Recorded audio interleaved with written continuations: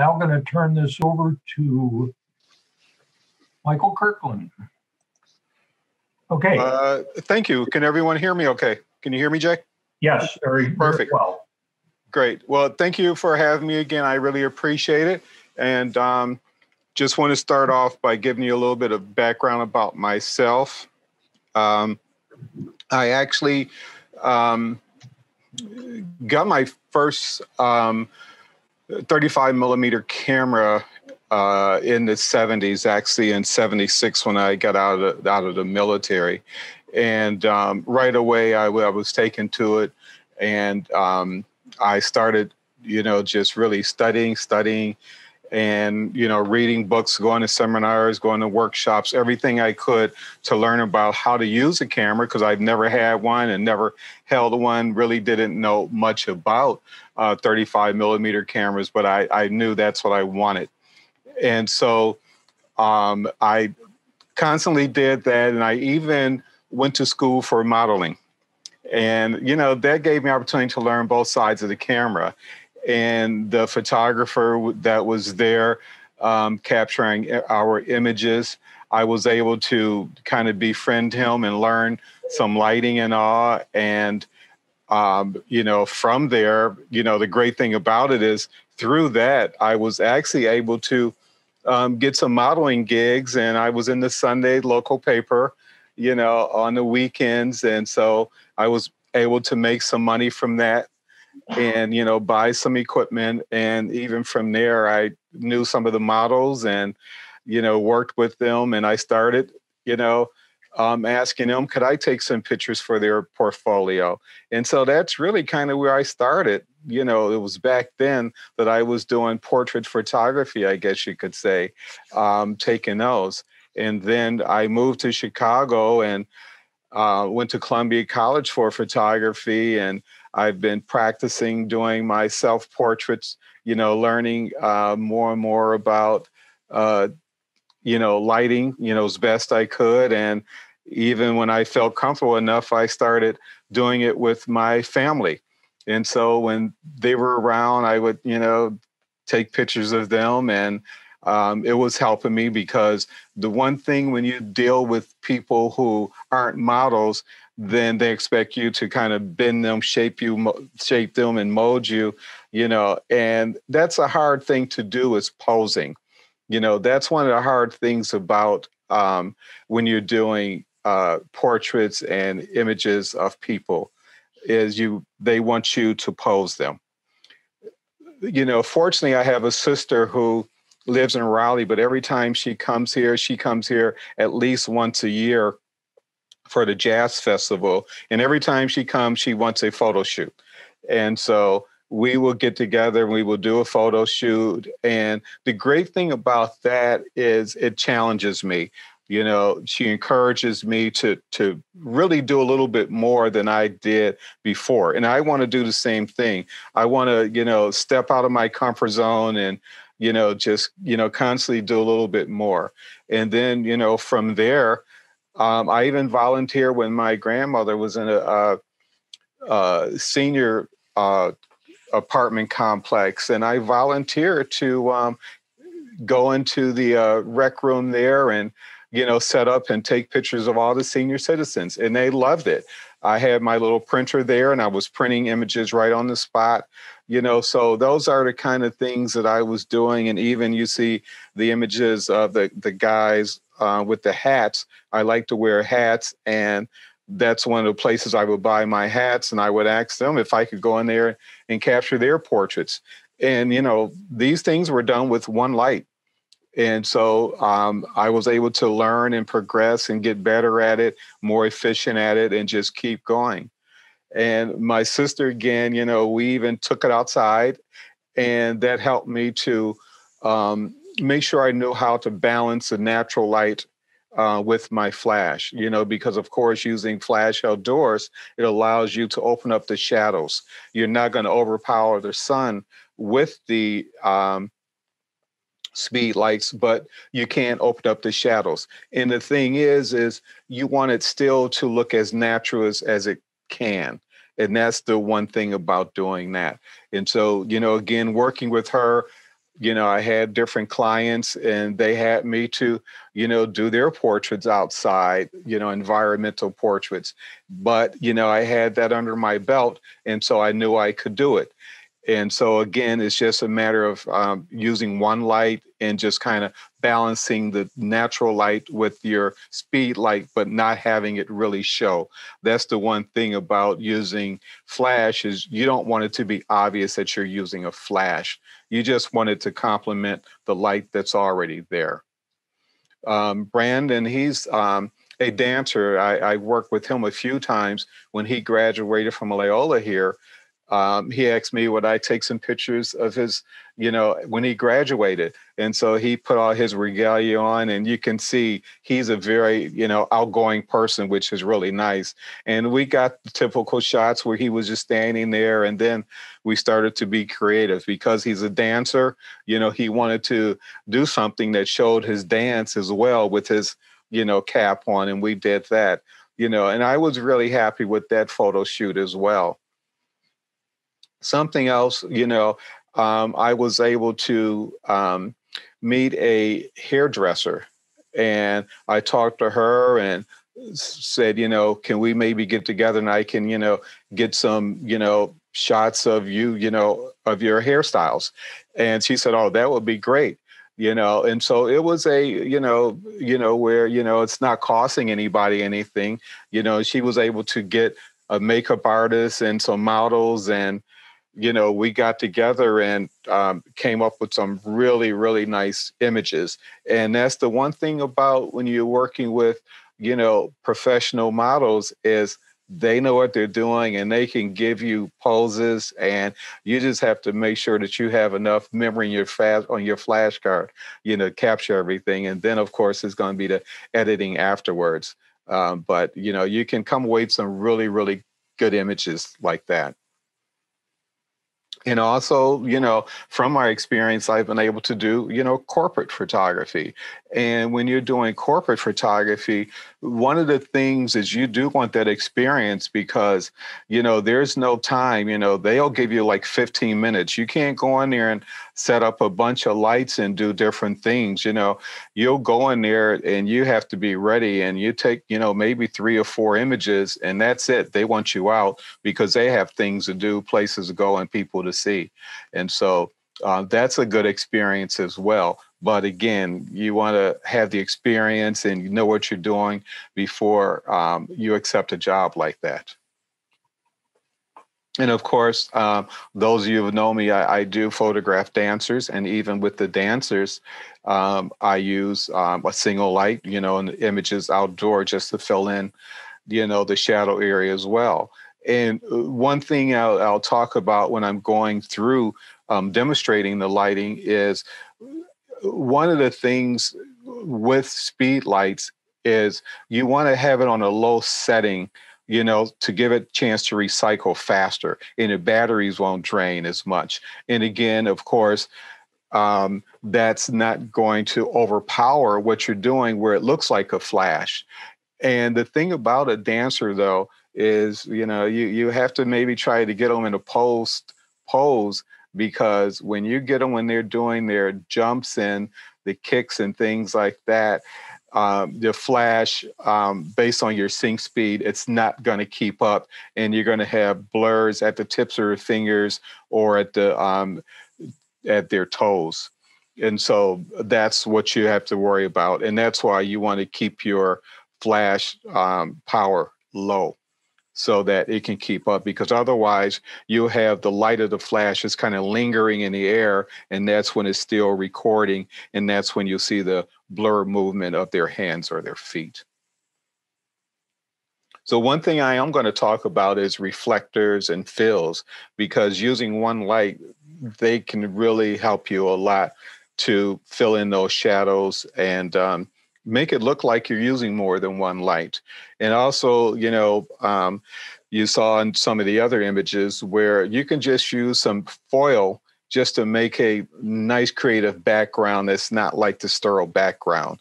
And what I'm going to show you today is in a very confined space. I'm going to be working in a space that's, about 6 feet by 8 feet. So like Jay said, it's not working in a studio or anything like that. I'm in my basement in a very confined space, but I'm going to walk you through different things so you can see, you know, what you were doing if you were outdoors. I'm going to simulate that and you'll see how I'm going to do that. But I'm going to walk you through different things, and it's all going to be just using one light. If we have time, you want to see things with a secondary light or a soft box, you know, I can show you that as well. But I'm going to, you know, do it where I'm going to show you how you can use the most minimum amount of equipment that you have, you know, to create some really great effects. So again, with the agenda, it's basically using the minimum to create the maximum. And I'm going to start off with showing you how to control your flash off the camera. I'm going to get into light modifiers, why and how we use them.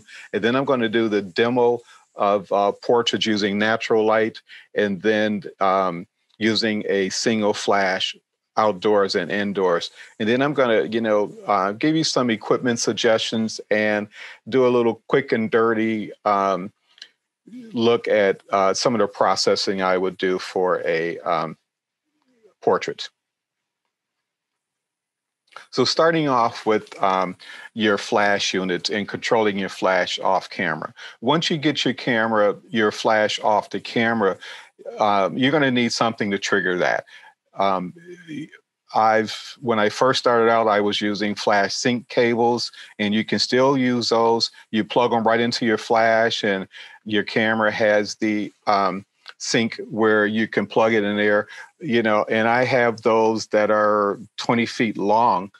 And it's just that I don't like all those wires, you know, so I tend not to use that. The second thing to the right of that, in the middle there, is on my Nikon, you know, some of the cameras, they have the pop-up flash. And with the pop-up flash, it can trigger, you know, the same brand of flash. So I have a Nikon, and the pop-up flash, it can trigger the Nikon flash off camera.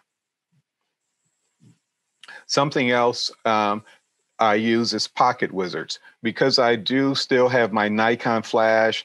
Right now I'm shooting with Sony, and then I also use a Godox.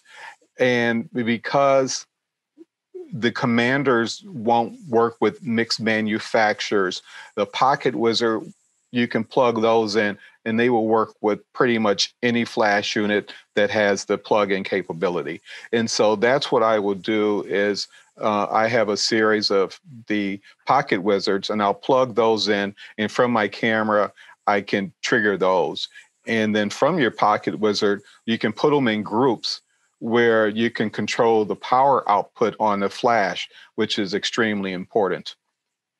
The next thing you see down here on the left, on this bottom row there, is infrared transmitters.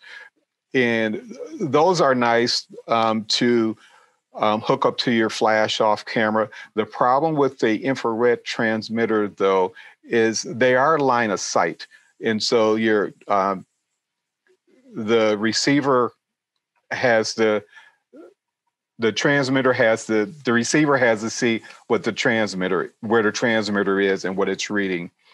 And the other thing is they don't work that great outdoors because of the bright daylight, and it just doesn't see that infrared signal going from the flash to the camera. Godox I really like. That's a flash that I have, and I really like my Godox for a few different reasons.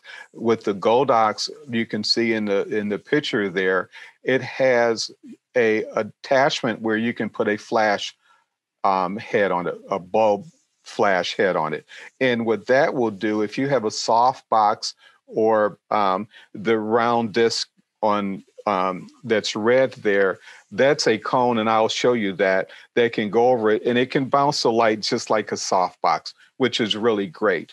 Or you can remove that and you can put the speed light head on it, and with that, you know, you can use different modifiers such as a grid or barn doors, and I will cover those things as well.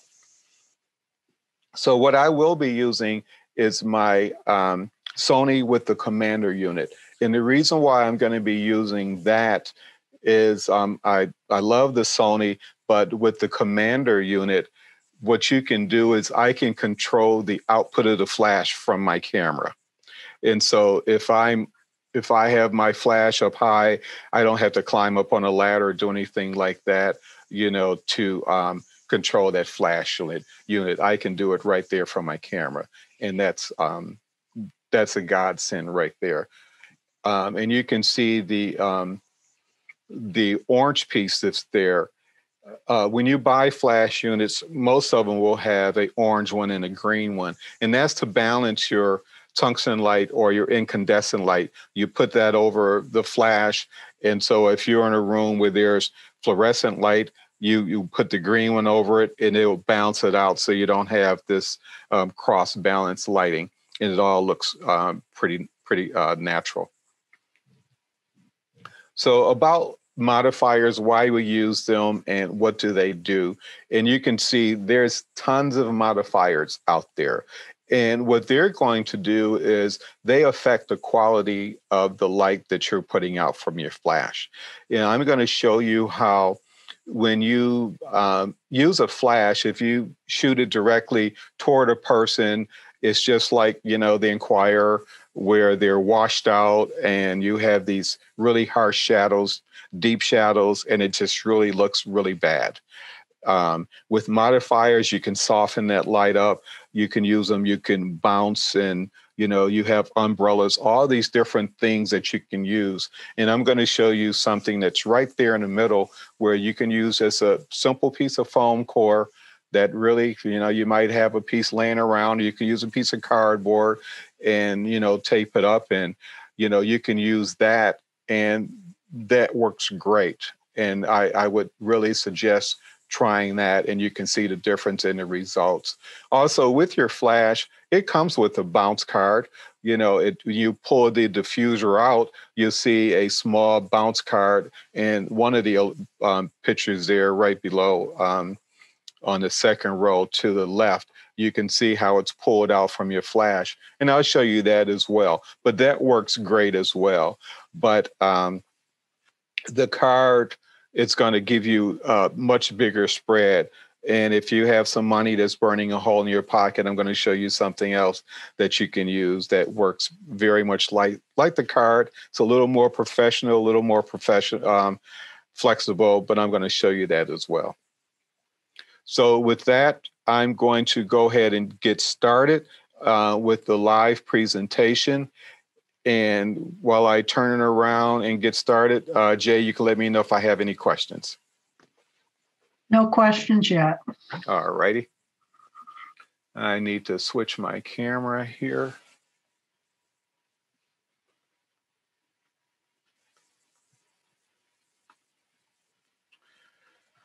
And what I will be doing is I'm going to be in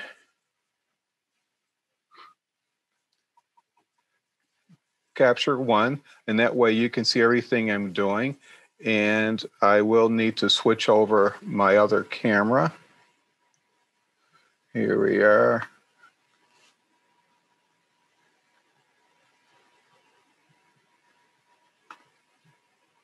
Okay. Excuse me a second. Sure. Paula, I'm looking at chat and I see something from Mark Ronco. Oh, yeah, it just came up. Mike is Yes. Godex and Einstein. Sure. Godox is a flash unit that you can mount on your camera. It's kind of like a speed light. The one I have, in fact, I'm going to show you, is still compact. This is my Godox, and I was saying how you can, it has the bulb, or I can take this head off and I can have just a regular flash head on it. So that's a Godox. And it works just like a studio flash. Just like your strobe.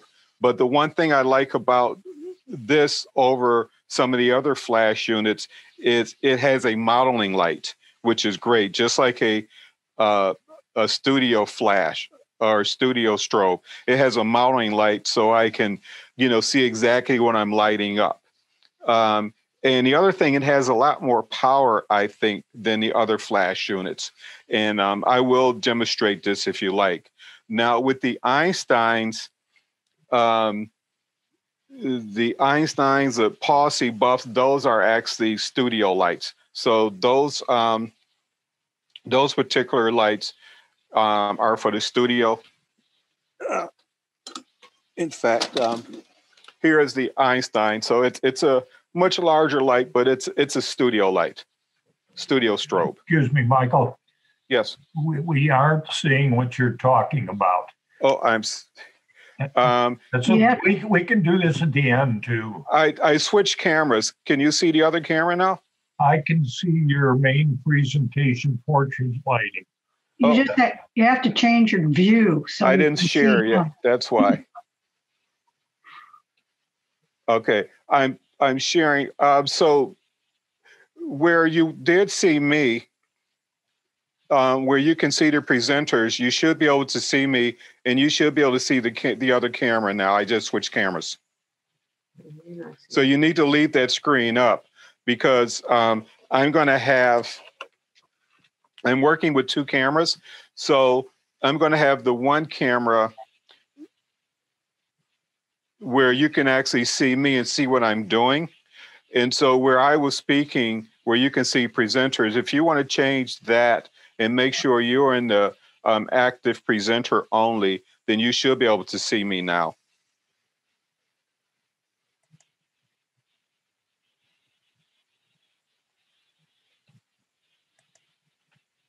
There you are. Okay, I can. Okay, can you see me? When you're talking, I can see you, yes. Okay, sure. So, and I'm also going to show, you should be able to see my capture one, where I'm presenting as well. Okay, so you can see the capture one. You can see my desktop. I will put something else on there so you can see it just to make sure.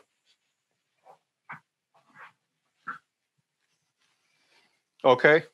I can see you on the small screen and then your presentation on the big screen. Okay. So on the small screen, on the large screen on the desktop, can you see Jessica there? No. No. Okay, I am sharing my screen. Let me make sure. New share, desktop. Okay, I can see her now. Here she is. Okay, so that's Jessica. That's who I will be working with today. And let me just get her in focus here.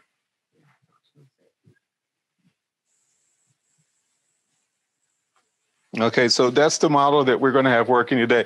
But what I was saying, I apologize you couldn't see it earlier, but this is the Goldox, and it is just a basically off-camera strobe, and I show this at the end. And this is the Einstein, where this is a studio strobe.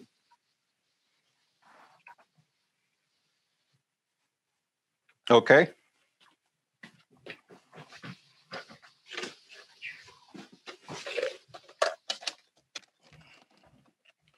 And at the end, I will go through. At the end, I will go through my equipment again, and I can show you that again and what it is. Now, right now, you can see Jessica. I have a light on myself, and it does kind of affect her, but it really shouldn't that much. I know if I turn it off, you really can't see me too much, but I don't think you really need to see me. I'm not doing anything that you need to see right now. The main thing is I'm going to explain what I'm doing, and you can see my settings on my camera there, and I'll walk you through it. So right now, I'm doing a simulation as if I'm outside, I'm outdoor, I'm taking a picture, in natural light. So Jessica is there, and unfortunately, you have these annoying kids in the background like you will have that will do different things, you know. And one of the things a lot of photographers like to do is they like to shoot at, you know, f-stop, f8, which is their sweet spot. And so with that, what's going to happen is I'm just using available light here, and this will be daylight. And if I capture the image, right now you can see it's at a 2.5 second exposure. I'm at f8, and everything I'm going to be doing is at 100 ISO. And so there's a couple things here. I'm at f8, and you can see where everything in the background, you know, the background is sharp. And that's what you really don't want. And that's why we spend more money to get the faster lenses so we can go down to a f2.8. Now, the thing about an f2.8 is if I go to capture my image now, I'm at 100 ISO. I'm going to have to drop my shutter speed down because I'm allowing more light in there, but still it's at a 8/10 of a second, and I capture my image, and you can see I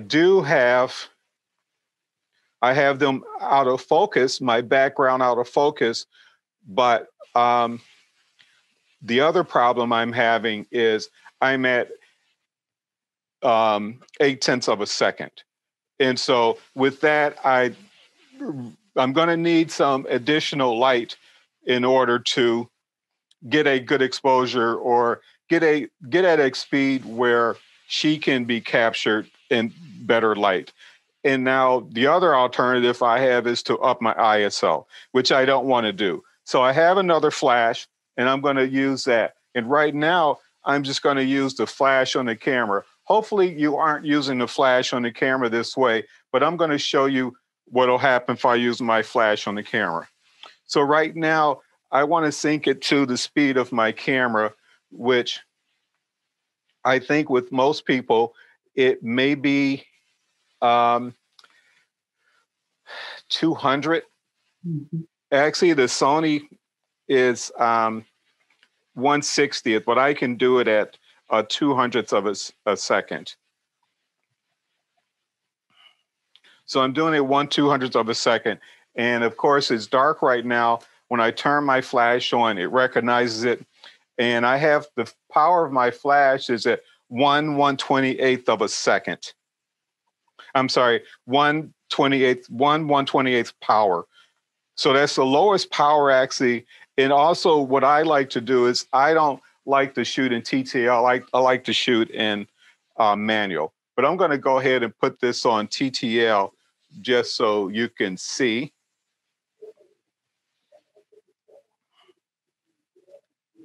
But I will explain why I don't like to photograph in TTL. So here's TTL. And if I capture this image, it's a nice image, but the thing about TTL and about flash meters or meters period in the exposure meters in the camera is the exposure meter in the camera is looking at 18% gray. So what it's saying, no matter what it is, it's trying to look at the neutral part of a scene. And so if your scene is very bright, it's going to try to make it 18% gray. If the scene is very dark, it's going to try to make it 18% gray. And so that's your exposure that you're going to have. And so that's what it's kind of doing now. And I can go up and I can override my TTL. And I'm going to do that. And I'm going to lower this by a stop. And now when I capture the image, it's a better lighting. and it's not really lighting the background too much. But the thing is like I was saying, this is a direct flash, and this is why I would encourage you to get the flash off the camera. But if you can't get the flash off the camera, I would say bounce the flash. And don't know if you've been to different weddings or that, and you've seen what photographers will do. I want to turn my light on for a second so you can see me do this. But you'll see that the flash is this way, and I can turn the flash up. And you've seen photographers that have it go to the back, and that's because there's some place, and now they want that back wall. They want to use that like a softbox to bounce that light onto the person.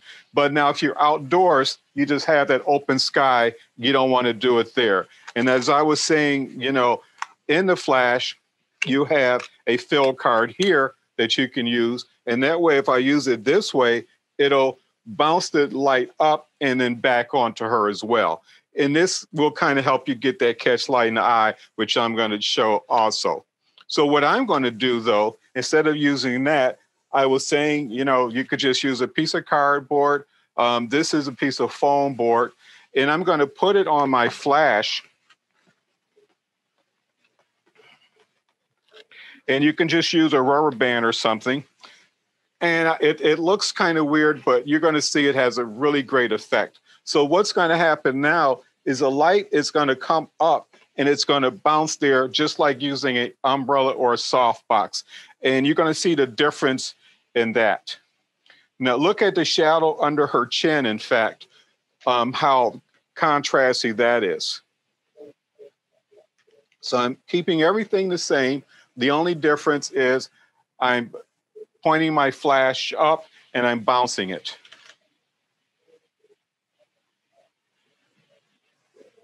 And so here is with the bounce card, and this is without it. She moved on me. How'd she do that? I think I must have moved that camera. And so, you know, it's not a great deal of difference, and that's because it's still not that far up, and it's still shining directly on her. But what I'm going to do is I'm going to take this off. Actually, what I think first what I'm going to do is I'm going to turn this around.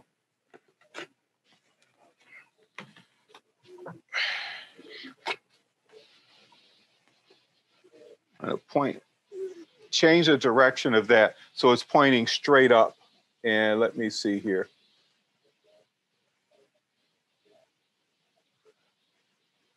Yeah, see, it's not a whole lot of a difference, great difference. So if I take it off the camera now, and I'm going to use a tripod here, it's going to put a tripod here, and I'm going to put the flash on a tripod, and I'm going to do everything else the same. And now the other thing about when you use a flash is you really should have the flash as close as you can to the subject, because what this is going to do is the closer you have it, the softer it's going to be, because the larger the light source, the softer your shadow is going to be. If you have a small flashlight and you use it, you have a very harsh shadow. And if you move that light in closer, you can see now it's relative to your subject. And so now it's bigger and it's going to soften that up. And that's what you're doing. The size of the flash head is not changing. This is bigger because I'm pointing it into here and bouncing it out. But if I can move it close to her that way, that's even going to soften it up even more. So let's try that and see how that looks. I need to put my commander on here.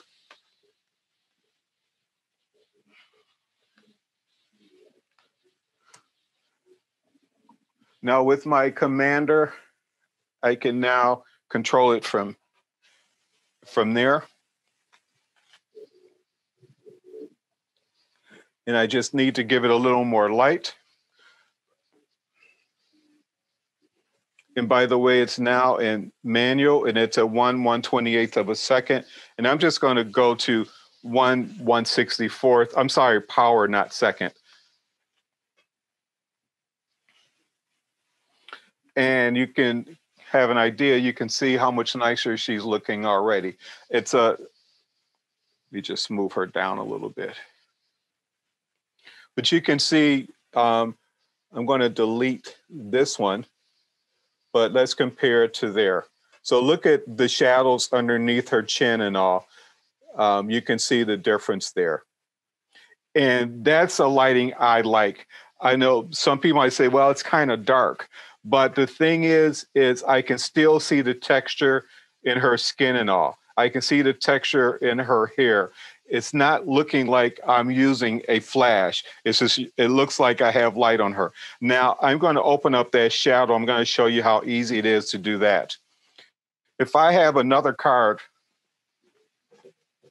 and this is where people use aluminum foil or whatever, and I can just hold this here, and even if you can see, just by me placing it there, you can see how it lightened the side of her face up.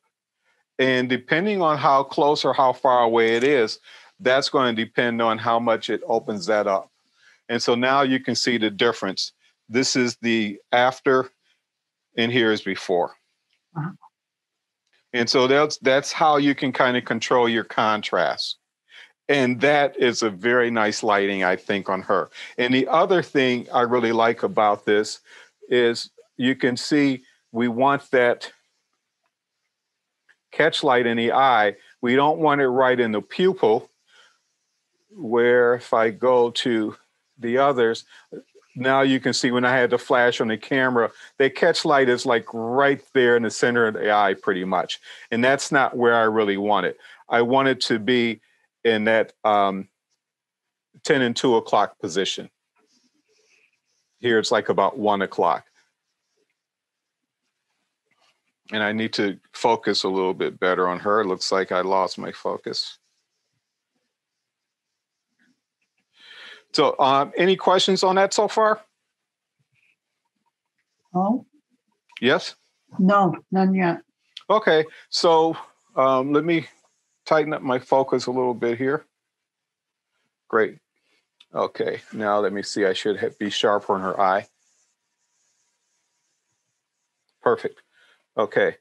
All right, so now we're outside and we're capturing these images, and you can see even how it's not really lighting the background too much, you know, and that is where I was talking about. If you have some money burning a hole in your pocket and you want to spend it, if you get something like the Rogue Flash Bender, it's really great. It's basically doing the same thing as this. But with the Rogue Flash Bender, what is nice about this is I can take all the light off the background or whatever's in the back, and I can make it go black. And I'm going to show you just that. Keeping everything the same, I'm going to use that as opposed to the card. Not that that's not doing a good job, but it does have its limitations, but it's also free. So I put my Rogue Flash Bender on the same way I placed that on.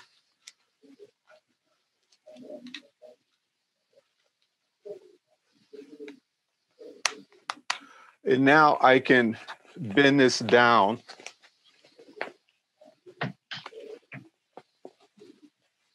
and really control where the light is going, so I don't have the light bleeding too far out.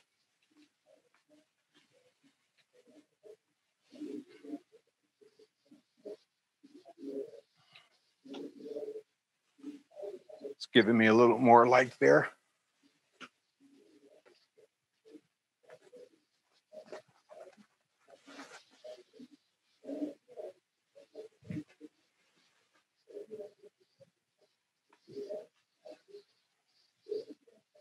So you see it's starting to take the light off the background.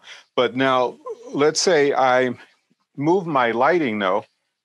If I have my lighting so it's not just a frontal lighting on her face. And since I have this on a tripod, I can do this anyways.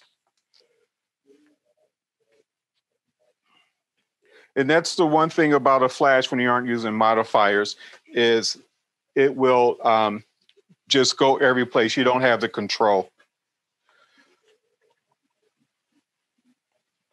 So now you can see, and actually what this is called is a Rembrandt lighting. With the Rembrandt lighting, you have that diamond in the eye there. That's the position there. And that's the lighting that everyone wants to achieve, is that Rembrandt lighting. And that's the setup for that. Even with the Rembrandt lighting, what I can do is I can open up the shadow a little bit. And you can see you still have your Rembrandt lighting, but it opened up the shadow on it. So here's a before, and that's before, and this is your after. So that is how you achieve a Rembrandt lighting also. And now let's say the sun has gone down and we're still out there capturing some images. So now let me go into my live view. So you can see it looks like that, but this is what the Sony camera, mirrorless camera, will do. But if I capture this image, you can see really nothing is really changing. The light on the background is changing. That's from the background, but this is with the sun down or no lights there. And the light on her really isn't changing. What's changed is I don't have the fill. So to make it an even comparison, I want to use this and do the fill again. So now it's apples to apples. I'm going to delete this one. And so this is what we had when the sun was up. Now the sun is down. We still have the same image for the most part, because the light, the strobe unit is what's really giving us our light. It's not the daylight. All of the light on her is just really becoming from the strobe unit in itself. And I'm at a 200th of a second in a 100 ISO and f2.8, and nothing has changed. And this is the same thing. The sun was up, and here the sun is not up. Now, the first lighting I was showing you is called basically a butterfly lighting. And that's where you would have the lighting directly in front of them. And just want to turn her a little bit.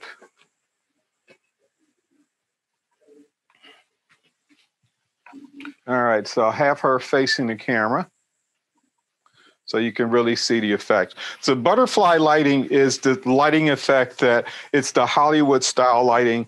It's called glamour lighting that everyone wanted from in Hollywood and all.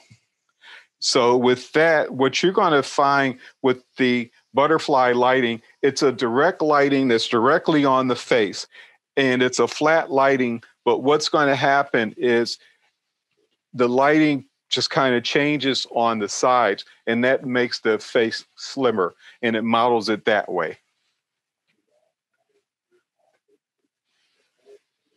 So you can see, I'll go ahead and turn this other light back on. And I'm going to talk about this background that I have too. It's a nice portable background, but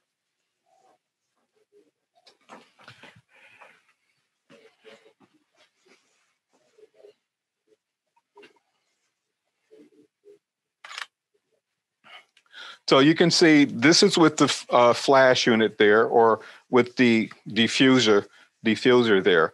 But this lighting, it's a frontal lighting. It's a flat lighting. Doesn't have a lot of contrast. That's why I like to kind of move. And everyone does like the Rembrandt lighting. And now even with this, again, you can simply hold your flash card underneath or your fill card underneath, and you can bounce some of the light back onto her face.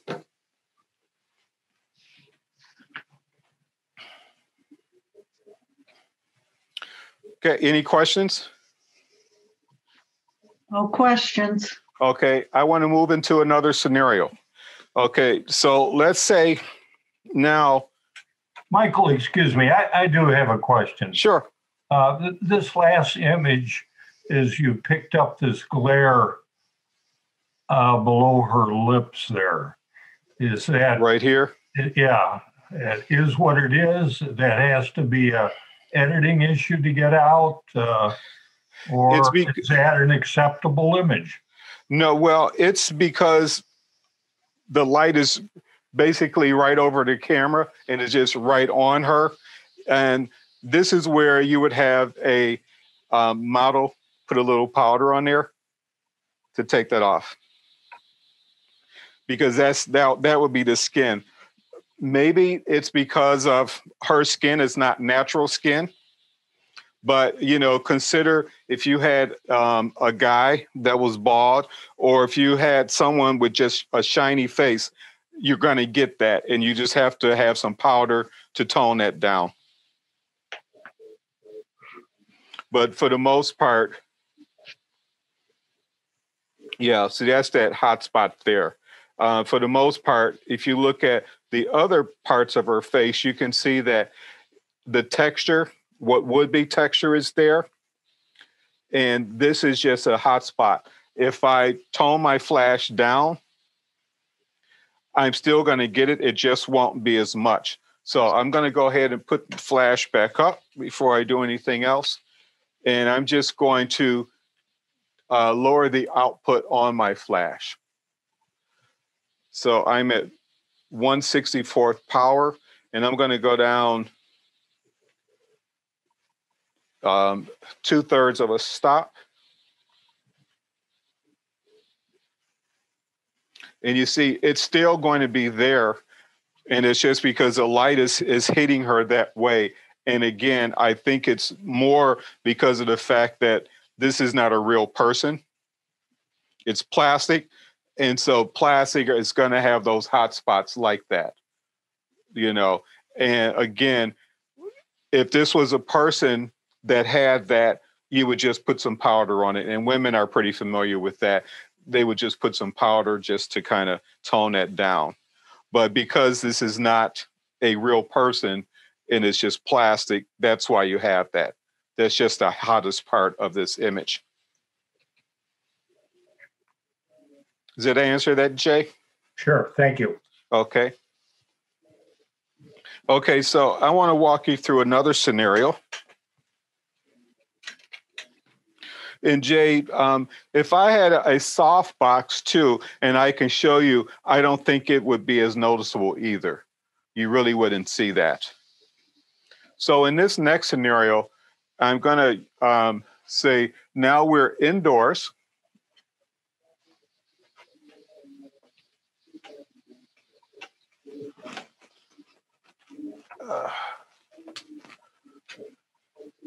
Okay, now we're indoors and we're shooting through a window. So you have your window here with the light coming through the window. And we want to position her by the light. She doesn't need to be right in the light.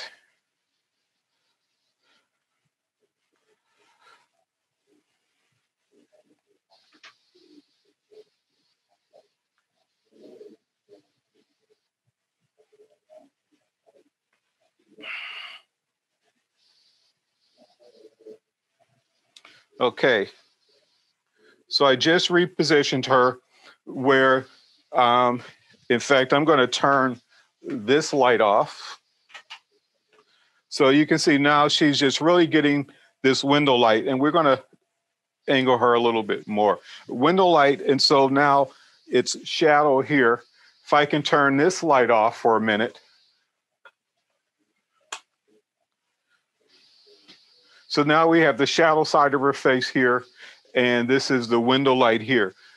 If you had a room light on, you know, it's going to fill it in a little bit, but not that much. So it's a matter if you want that, you know, dark in the back or light in the back, and we can control that. So I'm just going to go ahead and leave that on for right now. And if you like, I can turn it off and I can show you the effect as well. So here she is in the window. And you can see, I want to turn my flash off. And my exposure, what I'd like about mirrorless cameras is what you see is what you get. You can adjust your exposures right in the camera and you can see what you're going to get, as opposed to DSLRs where you want to take a meter reading. And the problem again with the meter reading is it's looking for that middle gray, 18% gray. And so your meter is going to go up and down and not really that accurate because that's what it's looking for.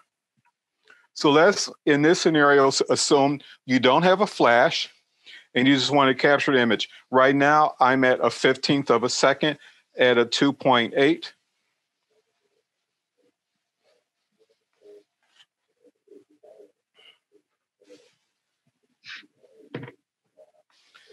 And you can see that's the image I have. Now, if I wanted to open up the shadows on her, all I need to do is hold a fill card.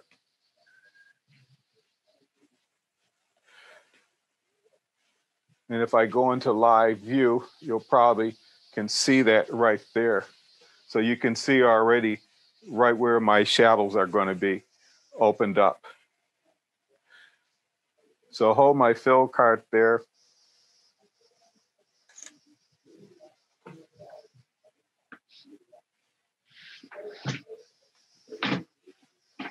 And you can see that's after, that was the before. So it shows you again how you can just open up the shadows on her right there. Now, the one thing about this is it's at 1/15 of a second, you know, and it's, again, it's too long. And I don't have my flash on. So to have it go to something manageable where she can sit there and be still, I'm going to have to up my ISO. Or because I am already wide open at 2.8, so I don't really have that luxury. And so this is where if I want to go ahead and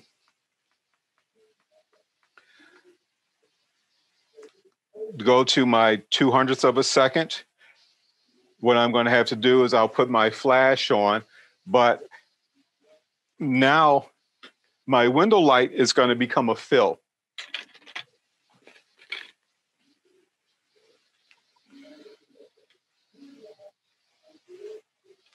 So when I have this here, and I just really want to fill, I want to go ahead and light this side of her.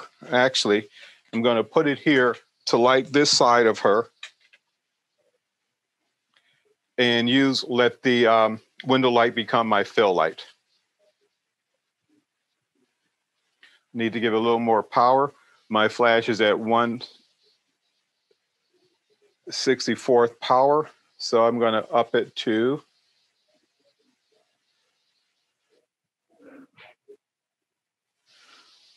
1/32nd power. And there you go. That's a nice soft lighting. And with that side again over there, what would bother me here is that eye there. So I can open that up, put some more light over here. And since I'm bouncing the light off, of course, I'm going to be in this. Well, I guess I can't do it because I'll be in that image. So I don't want to do it. But that's how you can do it. Of course, you could just reposition her and have her come around a little bit more, you know, so you don't have the light. So you can put some light in her eyes. And another thing, when you're doing portraits, I want to go back to live view. It's a little tip. When you're doing a portrait, this is be a 3/4 view. And right now, the way the light looks right now, this is your 3/4 inch view. And what you should not do is you shouldn't have the nose break the plane of the face. this is good how she has it, but this is not flattering when the tip of the nose is breaking the plane of the face. So when you have that, you want to make sure you turn them, ever so slightly, just so the nose can still be on the flesh.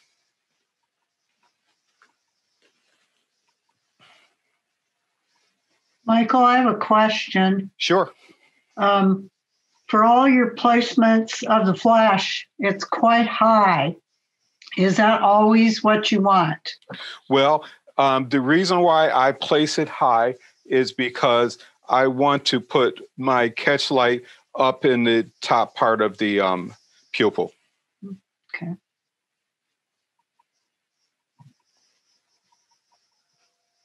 So if I lower it, see, this is camera level.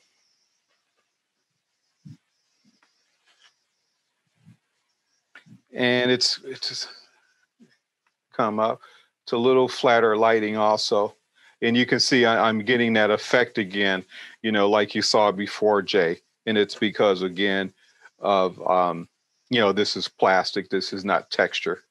So, that's before, and it looks much more pleasing. I'll turn my flash down. So I turned it down 2 clicks there. And I'm still getting that, actually. But the eyes, you can see I don't really have that catch light in the eyes. I have it from the window, but I don't have it from the flash. See, there's the other.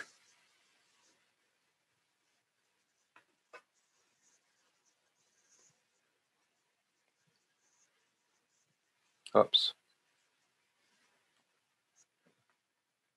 And you can see the catch light. Actually, it's the one from the window you can see better. And that's why, too, when you're in a window, you want her to be, or your subject should be lower than the window, so that catch light will be higher as well. So it's more natural. The sun is at that angle, and that's why, most photographers on the lighting they will do is 45-degree angles from the top and then 45-degree angle from the side.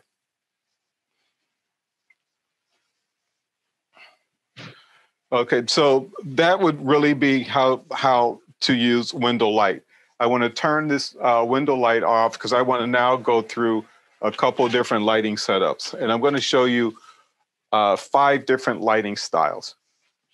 So I'm going to have her face us.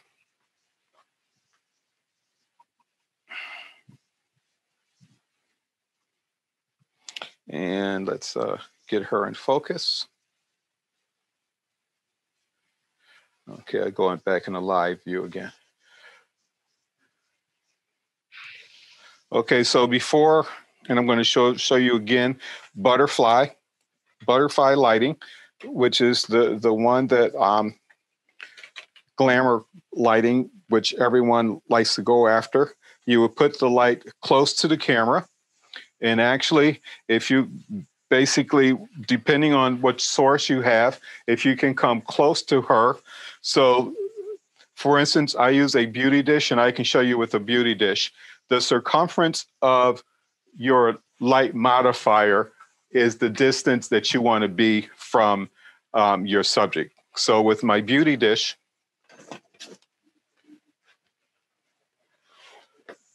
which I will put on and I will show you later the difference. So this is a beauty dish, 24 inches. So basically, I would have that 24 inches away from her. And that would be the appropriate lighting. And that's going to make it nice and soft. So with this, I could do the same thing. I could move this closer to her and place it there. And I probably need to turn my flash down again. I'm at 1/32. Let's go down to 1/32, 1/64.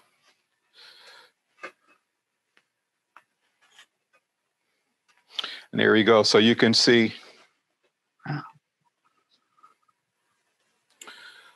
catch light is in the right place.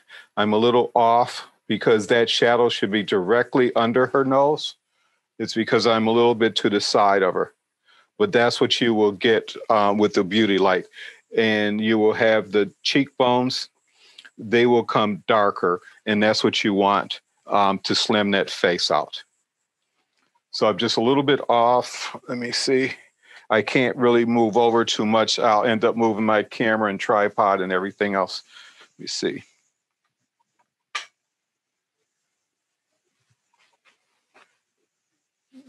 It's not in my...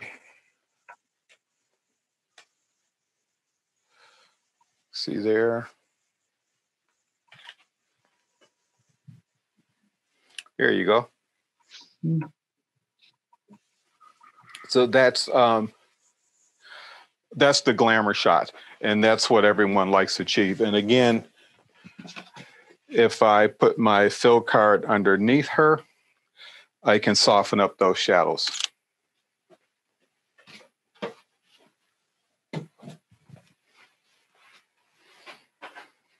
So that's the first lighting setup. And I'm going to go through a couple more lighting setups. Now, in this particular one, I am going to lower my light. And it's going to have her turn just slightly. Again, let me go ahead and put it back into live view.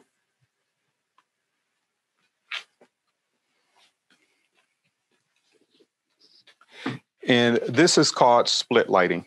Now with split lighting, you're going to see it's going to go right down the middle of her face. I don't want it to have a profile, so I did have her turn just slightly.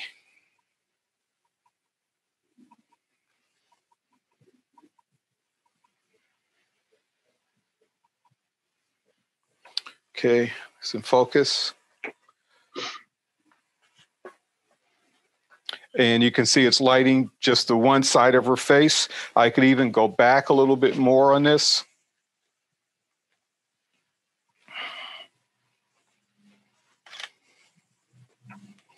And that's a rim. So if I have her facing forward, again, I'm back. I'm just going to go ahead and move up a little bit. So I'm back just behind her a little bit, so only one side of her face can see it. And so that gives you that profile. But you probably won't want this split profile. And that's why I kind of had her turn a little bit and to give you that type of lighting. And that's another lighting effect.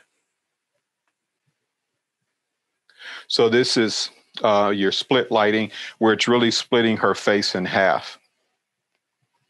And again, just like the others, if I want to fill in some of the shadow area, all I need to do am I seeing that? Fill in the shadows.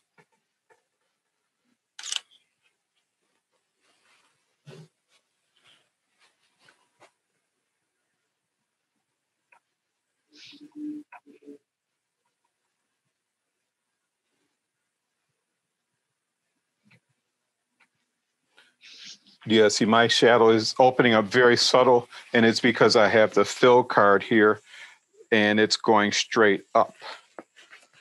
I want to bounce that down a little bit more, and that way I can have some more of the fill bounce from the card here. There we go.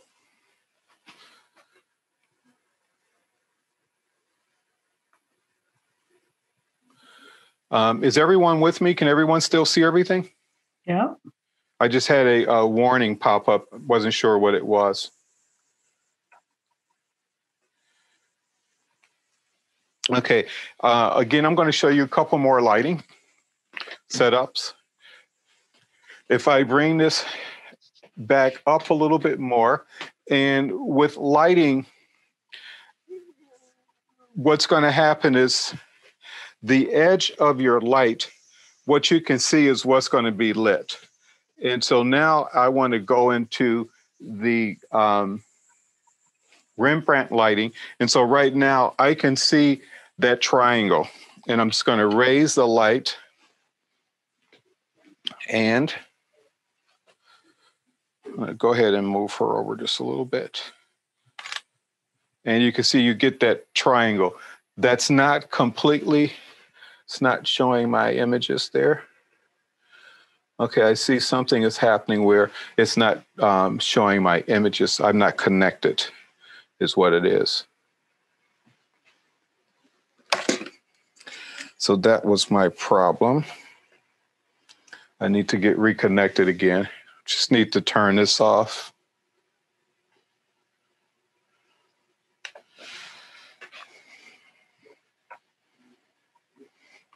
It wasn't recognizing my camera. That was a problem. Just want to quit this for a second. Oh, there it is. Now it is. And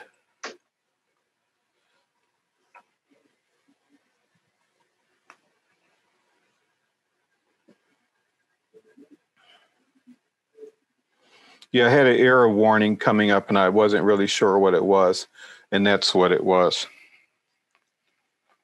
It wasn't showing the effects that I was doing.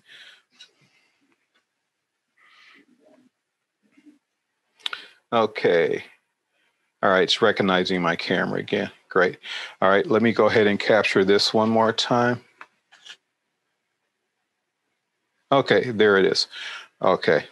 So now going with the Rembrandt lighting, that's not quite Rembrandt lighting, and I'll explain why. So I'll move this over just a little bit more.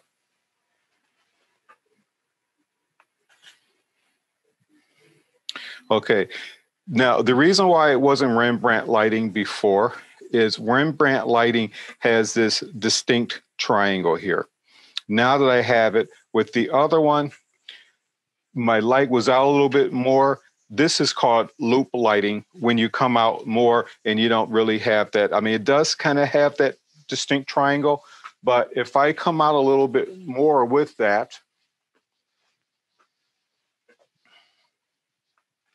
where it's not closing that off, that's when you get your loop lighting. That's when you get loop lighting. And so you have Rembrandt lighting, split lighting, loop lighting, and the butterfly lighting that I just showed you there. Okay. And any questions on any of these lightings, how to achieve these lightings? Michael J., this is really new to me. This is very interesting. Is your rule of thumb that you shoot your sync speed that's built for your camera when you're using flash, your lowest ISO, and your widest opening of your lens? 2 out of 3.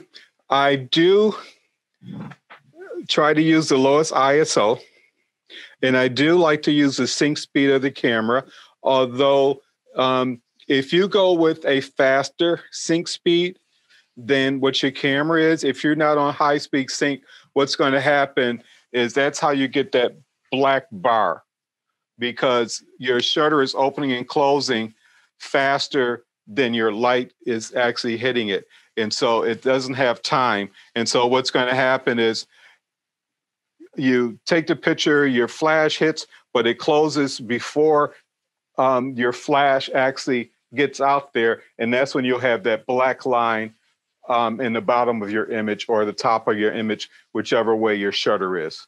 And that's what you'll get. And unless you have it on high speed shutter.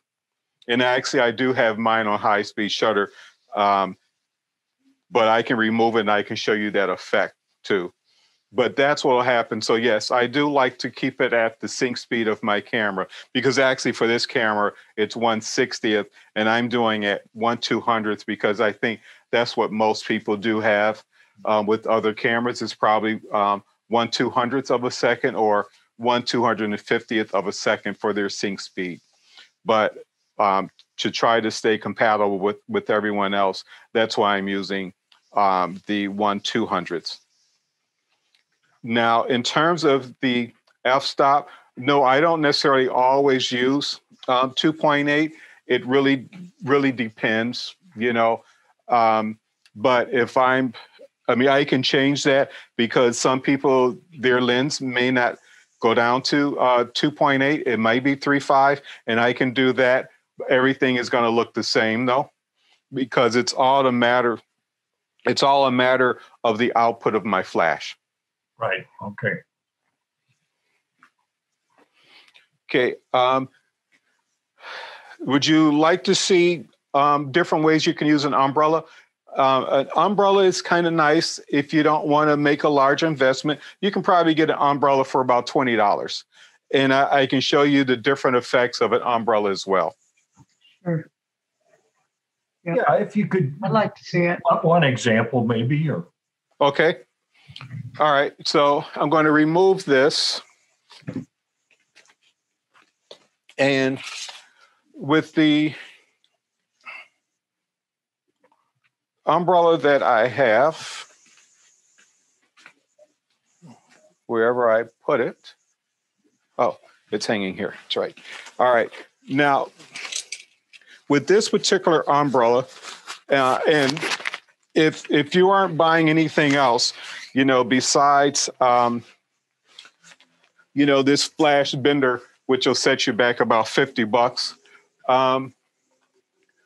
I would say an umbrella, and you could probably get an umbrella for about $20. With this particular umbrella, it's really nice because it has the black, and the way you would use this is, I'm not going to attach it because I'm just going to detach it. So if I use it this way, and I would attach these, I'll just go ahead and attach a couple of them.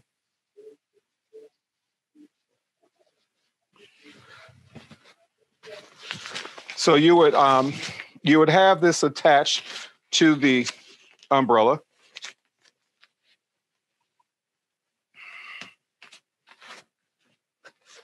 And the one thing about umbrellas is they spread the light all over. And that's the difference in a softbox and an umbrella. An umbrella, what happens with umbrella, the light goes in and just spreads out all the way out. And so it's going to be hard for me to not have light on that background. So with this on, you have umbrellas, you have a silver interior, you have diffuser, which is with this off, and you have a gold, and they create different effects. So the way I have it now, so you have your flash directly into the umbrella, and you want to push it out to where you have your flash head reaching most of the umbrella for the best effect. And when you're doing your flash head, you want it wide at its widest angle, because a flash head, just like a zoom on a camera, moves in and out. If you go out, it's at the widest angle, and that's for your 24 millimeter lens, or it's covering a wide area. And if you have it like at 70, it brings the head back in, and then you have a more narrow beam. If you're using modifiers, you want it to be out at 24 millimeters so you can have that wider beam. So that's how you use the flash, and, well, the flash period, but even with an umbrella. So right now, I have the umbrella, and I have her there. I'm going to go ahead and do my butterfly lighting again to compare. And of course, like I was saying, you want it close. So I'm going to place this just above my camera lens, and it's close to her. And I haven't adjusted my flash yet. So, and see how nice and soft that is? It's a great, great light. Umbrellas can really do really a nice job. We were up here. That's what we had, before. You can see it's a little more contrast, there where with this, look how soft those shadows and everything is. And I could still use that fill card. I'm going to have her face directly, just like I did before. Let me go put it back into live view. So I have her to keep everything the same. So this again is the beauty lighting. I'll go ahead and square this up. That's my tripod over there.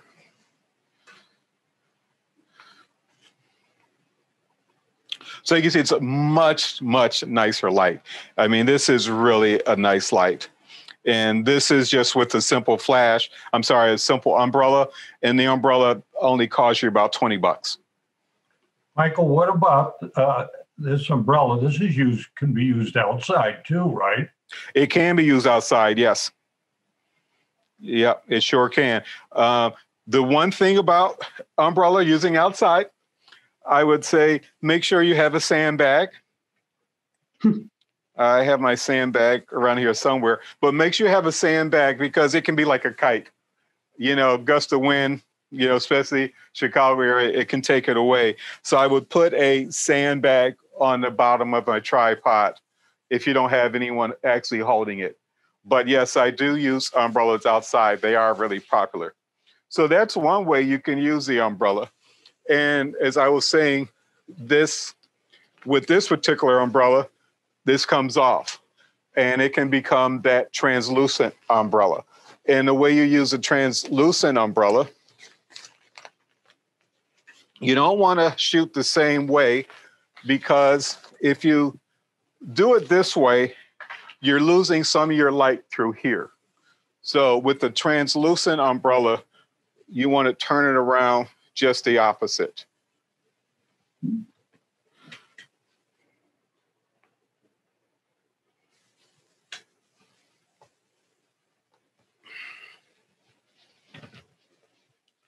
And I would use it this way.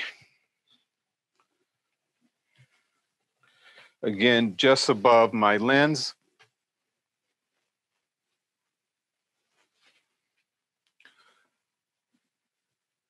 And I'm only about 2 feet away from her as well.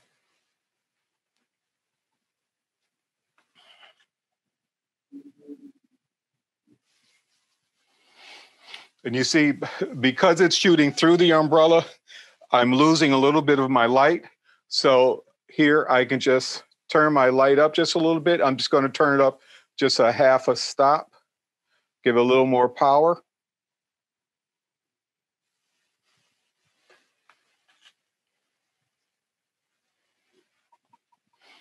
And I'm going to delete the other one, and that way we can see a comparison. So that's through the umbrella, and that's bouncing it. I messed up her hair there, I see, huh? So it's still very nice. It's a little more contrasty when you are shooting through the umbrella, as opposed to, because the light isn't bouncing around as much. But again, it's tough. Well, she's only like about 4 feet from the background, so I'm going to have light falling onto the background. That's the other thing there. And I'm going to show you also with the umbrella, I can still do all of my other lightings. So, and I got a special treat for you too. I'm going to show you. I got a couple questions when you want to take them. I'm ready. Okay, one is, this is a good one. How would you arrange light to soften aging skin? That is, reduce wrinkles. Sure. You don't want to use you can use the beauty dish, and you can use the direct lighting, and it's a flat lighting. Because when you start going from the side, you're going to raise, any type of texture. So that's the one thing you want to do is you photograph them directly, with the light, and that way you won't be photographing them across the light, because across the light, you're going to now start to see texture. So you want that light to be flat on them. Interesting. And the other question is, how about proper lighting for people with glasses?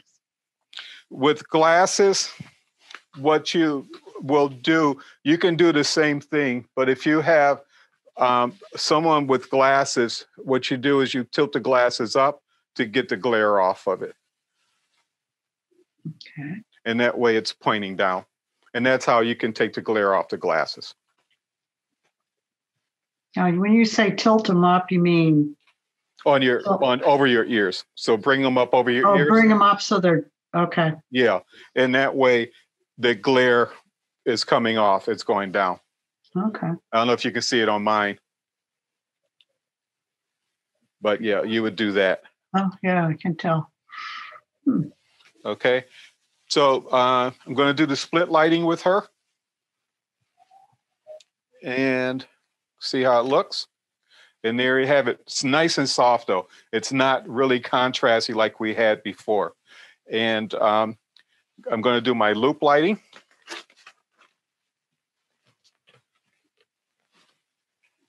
So with the loop lighting, you want to bring it up.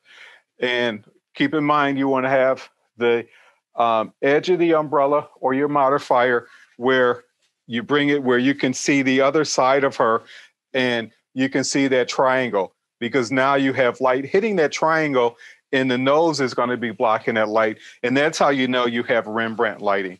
So I bring this over.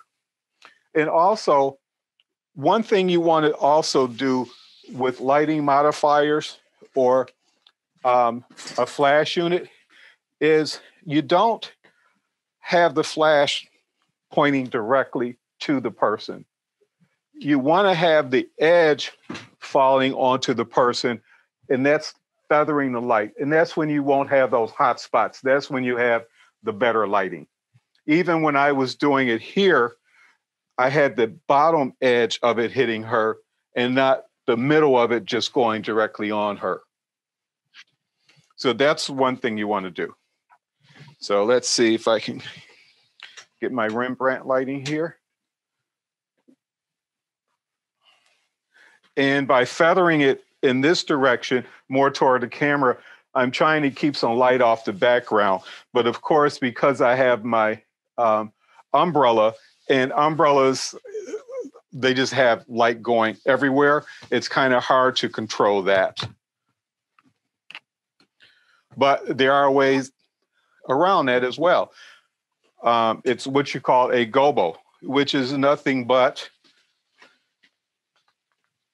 a piece of black board that's kind of blocking the light from spilling on the background, and it's only lighting her up. So that's something else you would do. So let me see if we got a Rembrandt. And there you go. You can see we have the triangle in her eye, and that's your Rembrandt lighting.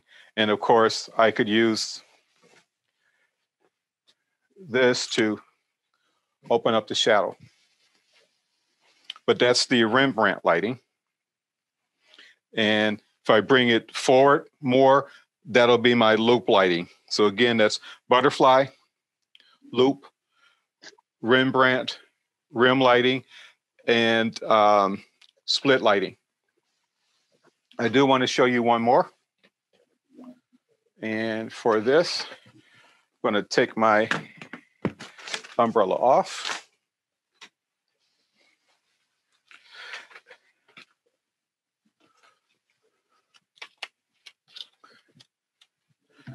Okay. One thing I will show you is some of the other equipment I use. I want to show you this other one lighting effect. Bring that down.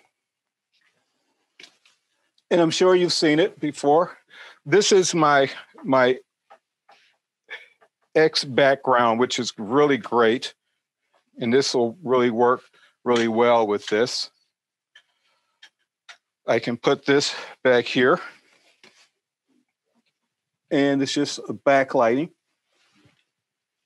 So I'm going to create a silhouette, and silhouettes, of course, are better if they're a profile, so you can actually see, you know, the profile.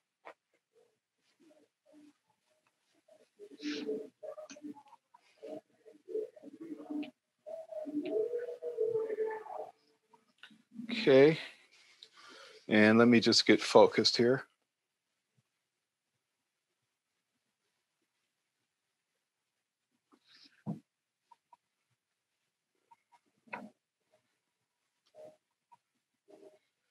Okay, and one other thing to that, because she's quite the diva. Question. Yes. What length lens are you using? Well, for this demo, I am actually using my 24 to 70. I generally would use my 85 millimeter lens, but if I use my 85 millimeter lens, I would be too far back, and I don't want to use all that real estate. I want you to be able to see everything that I'm doing. And so I'm using my 24 to 70, and I'm right at 70. Okay. In this situation. There's 24. I'm sorry, that's 50, which is really good. So for her, for this shot, she's going to put her hand up. Mm-hmm. That's your bonus lighting effect there.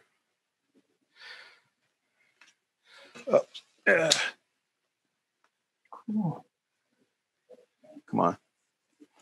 And now, if on this, what you want to do, if you lower your flash output, I was at 1/64th, I'm going down to 1/28th, it'll be a little more saturated. And plus I have a lot of lights on too, but let's see here.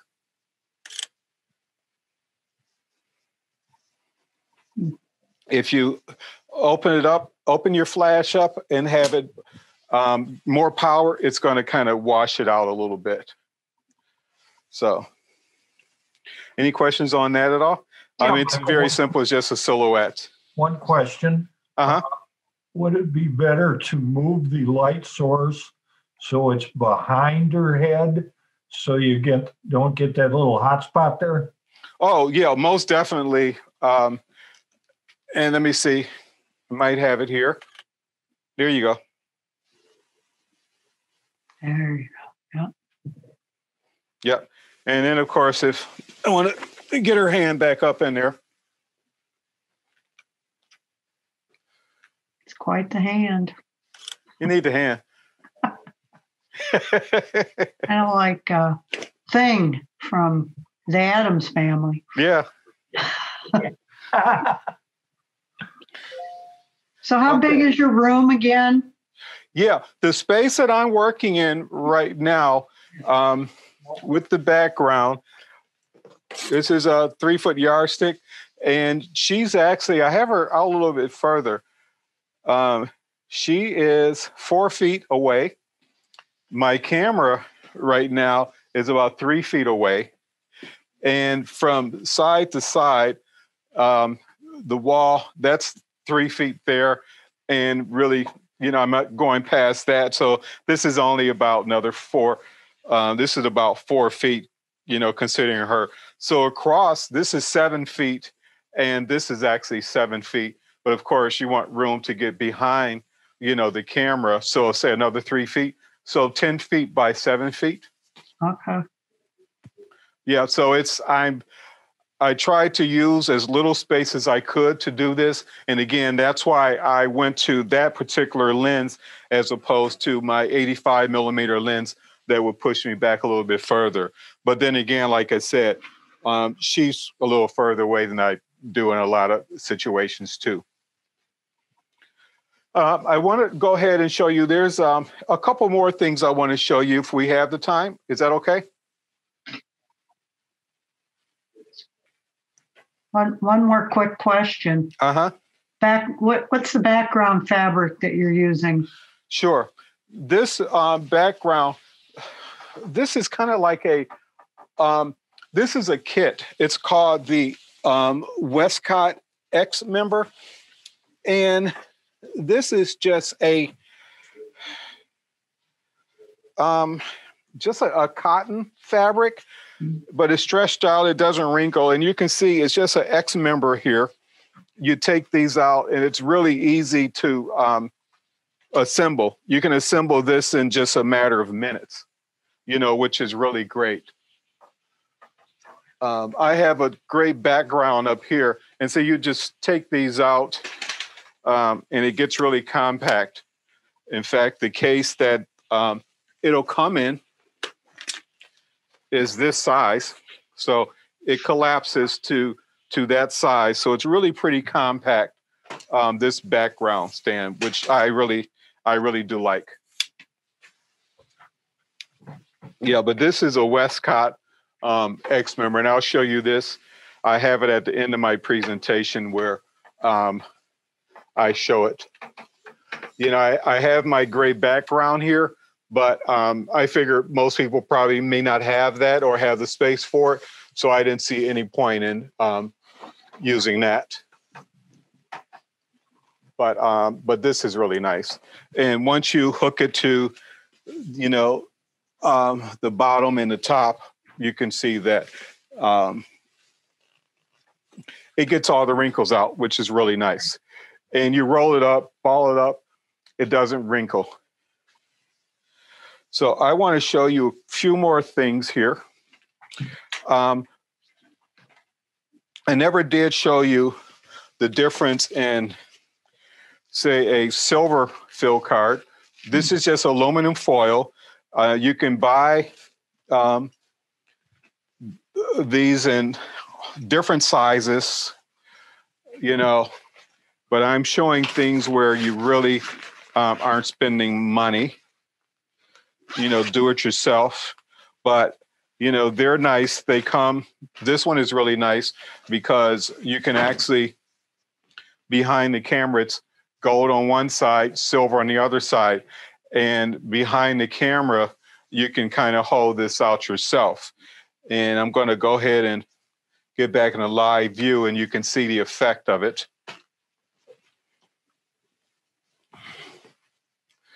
And get her focused.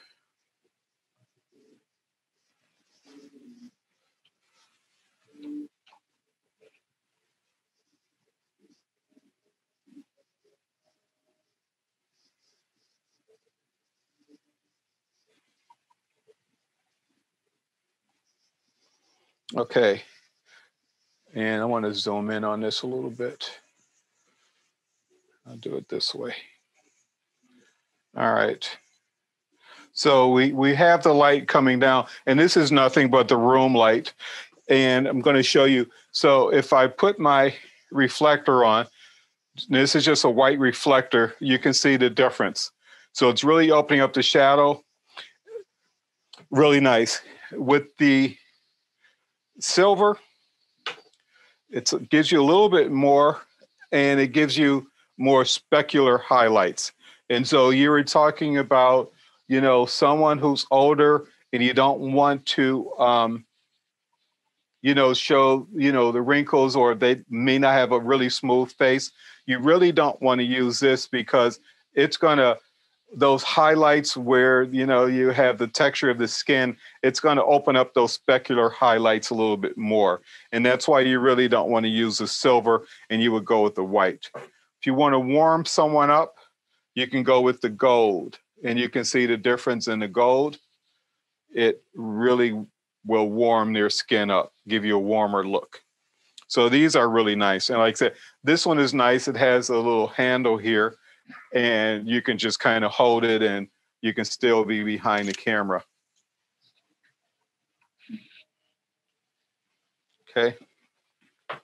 And like I said, when it comes to a silver one, if you want a silver one, you can just get some aluminum foil and just cover this up.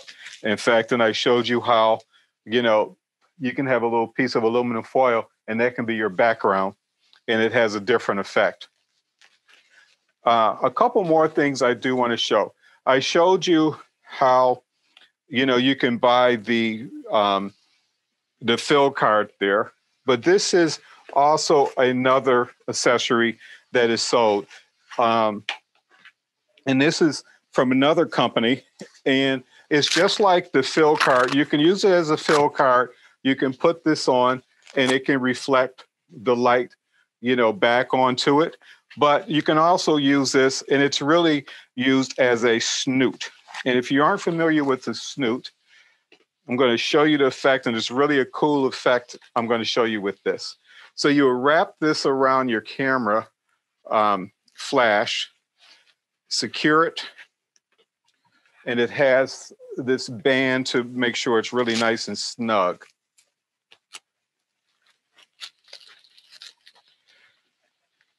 And a snoot is a modifier that directs the light right where you want it.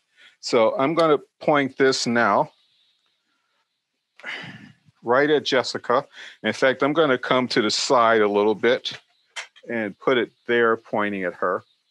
And I want to turn this light off so you can really see the effect. Again, the Goldox is really nice because with the Goldox, it has a modeling light in it where I could actually see exactly where it's going. So capture my image, and you can see with the snoot, it's just putting it right where I point it.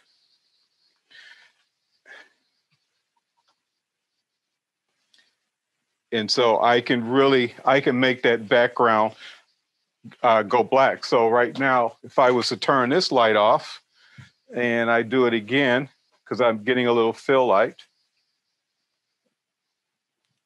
nice dramatic effect. Cool. And this is mainly also, I should say, not mainly, it would be used as a hair light. So if you do have a second light, you would position this in the back, you know, above your subject, and you would use this as a hair light. And so this would, a hair light, of course, is separating her from the background.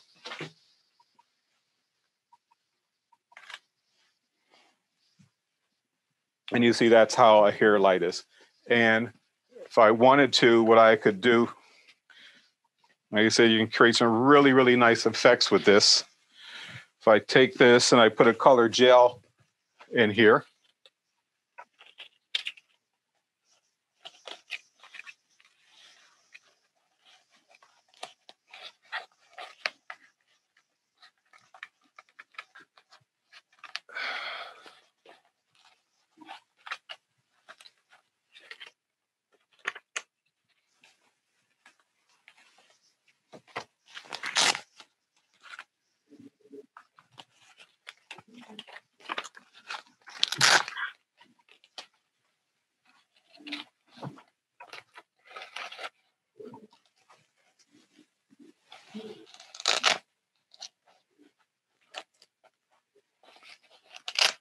actually,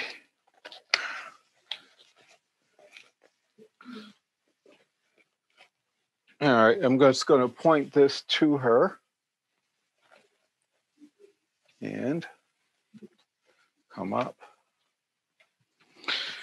Now for my my Einsteins, I do have these filter holders. So I'm just going to hold this in front of it and you'll be able to see the effect of it.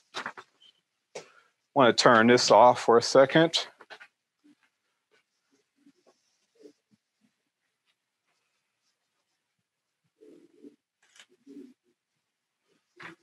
My flash did not go off. Why is that?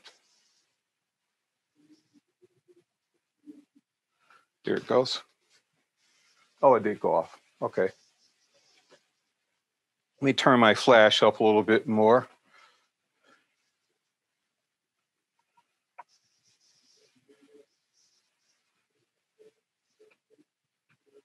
Okay.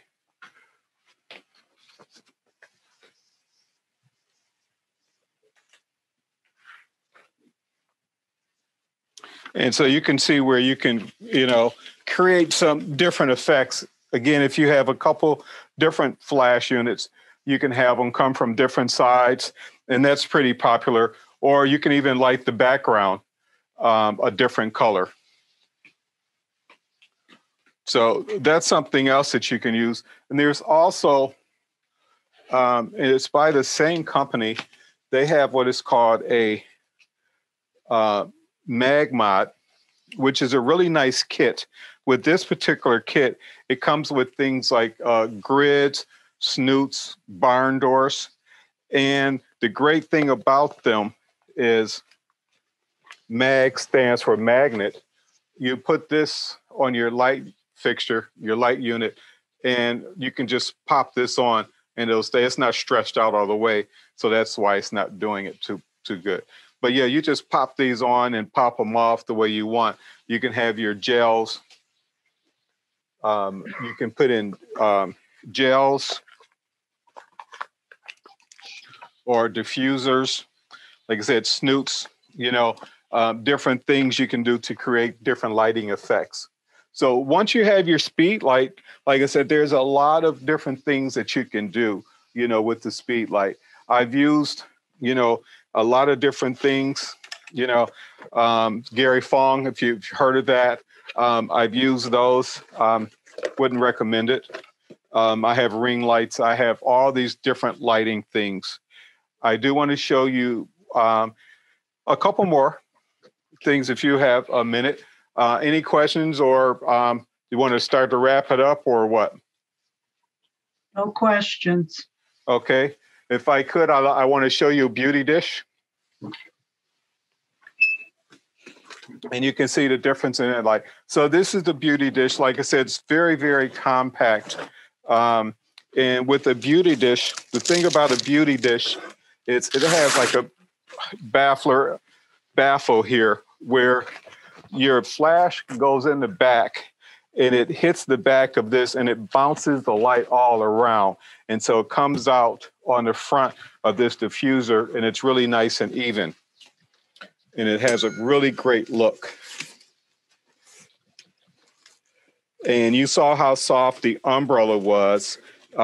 This kind of works the same way, very soft. And what I like about this particular one, it's made by Westcott. It's called the Switch, is I can not only put my flash in here, but I can switch this head out and I can use it on my Einsteins or my studio strobes as well. So this just goes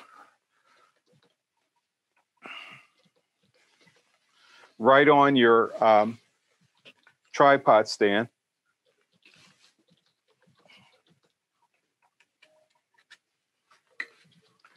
And you just slide your flash unit right into the back. What I want you to do, I talked about, see if I can get her back in.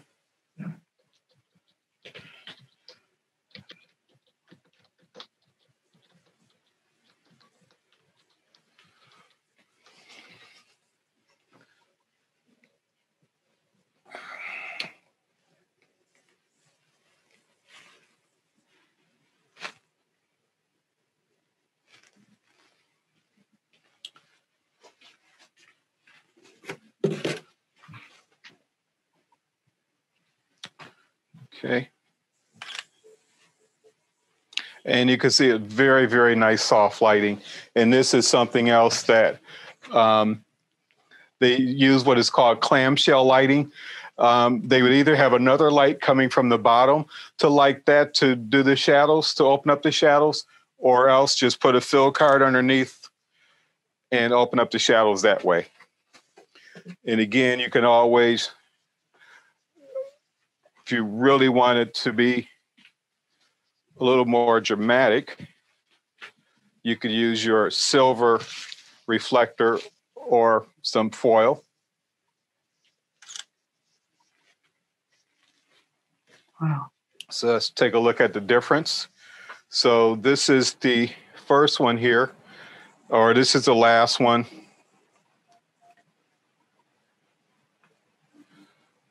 There we go. So this is with the foil. This is with the white, and this is with none at all. Wow. And again, it's a nice contour to the face. It softens or it darkens the cheekbones, and it makes it really nice and dark. The only thing is you can have the dark underneath the eyes and underneath the chin. And that's where, if you use the fill underneath, it opens up those shadows. And now you can see it opened up, you know, the darkness underneath the eyes and again, underneath the shadows. So that's how you use a beauty dish. And of course, you can use it in all of the other positions as well, you know, which is nice. Michael, is Yes. I thought the umbrella did a very nice job also. Oh, it does. And now I'm looking at this. Is there an advantage to this versus the umbrella? Yeah, the main thing about it is how it diffuses the light, and also you have more control over the light. With the umbrella, remember how the umbrella lit everything back here as well? It just spreads that light all over. Oh. Whereas this, it's more concentrated. It's Got it. now down there. I can, in fact, I'll turn this light off.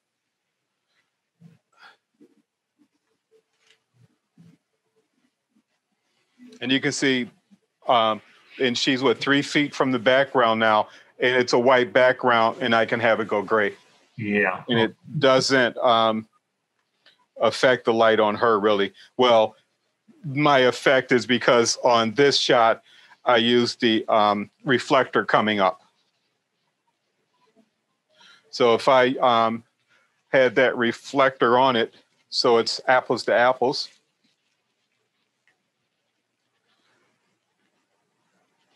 Can put this underneath her, let it bounce back up. And that's, Wow. This is without, I want to delete this.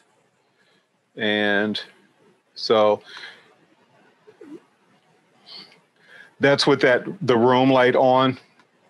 And this is the room light off. So you can see that that light is not spilling onto the background.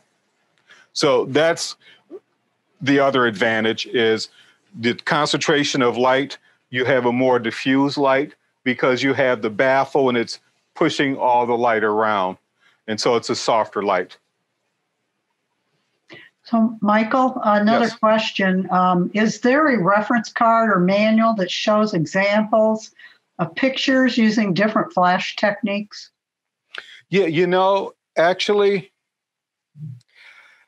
it comes with your flash. When you purchase a flash, I show it at the end of the presentation, but there's a booklet that I got with every flash unit that I have that shows you different techniques. What's going to happen when you use a flash, you know, directly, and what happens if you bounce it off a ceiling? What happens if you take it off the camera and you shine it at an angle? Yeah, so it's all there. And I'm going to also at the end show you, you know, a few books I would recommend too to show you how to use speed lights.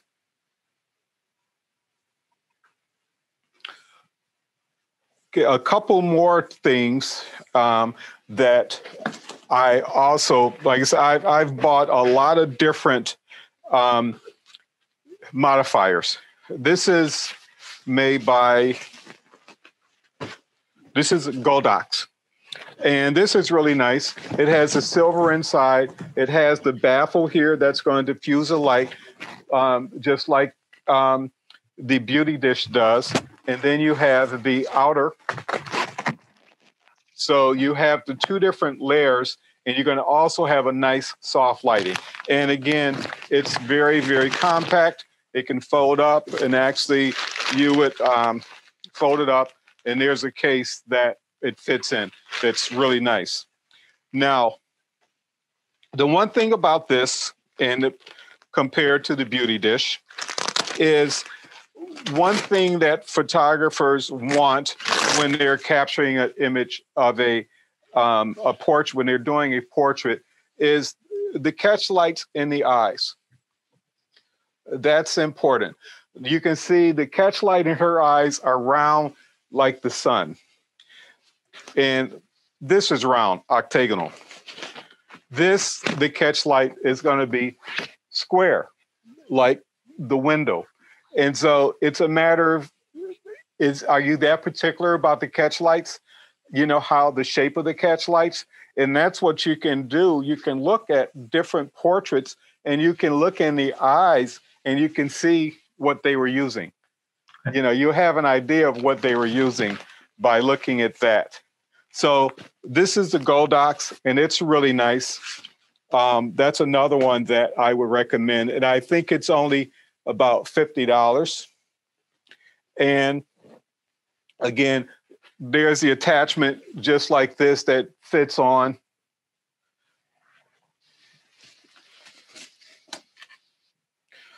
Here it is. It'll go on your tripod and you would mount your flash unit on that just like there, and it would just go right inside there. So that's how that works also. And another one that I have, because I try different ones, you know, based on prices and things like that. This one is made by Cheetah. This is, the brand name of the company is called Cheetah. And what I like about this is, I was just talking about the catch lights. They have something, it's square, that you can put over the top here, and you can change that catch light from square to round if you're very particular about the catch light. So you can use that. And again, it has the baffle in between, so it's going to give you that with the silver. So it's a soft, very, very soft light as well. And that's the plus. And there's also grids. What a grid does is, I can show you here. And I have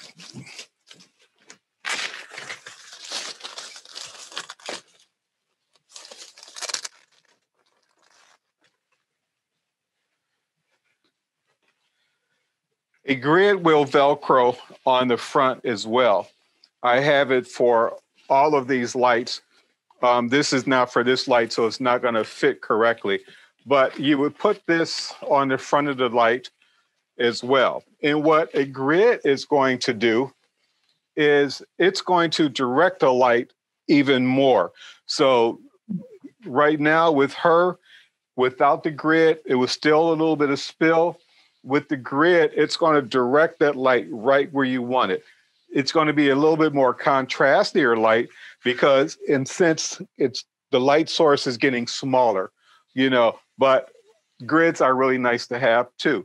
And another way I use the grids is, you know, when I'm using more than one light, and maybe I'm using a side light where the light is on the side and I have it facing this way because I want to illuminate, you know, the sides of the body or the cheeks or something like that. Well, with the grid, if I have my light and I'm facing this way, the spill is going into my camera and I don't want that. And the grid is going to help me to focus that light straight through. In fact, I will show you on another light that I have.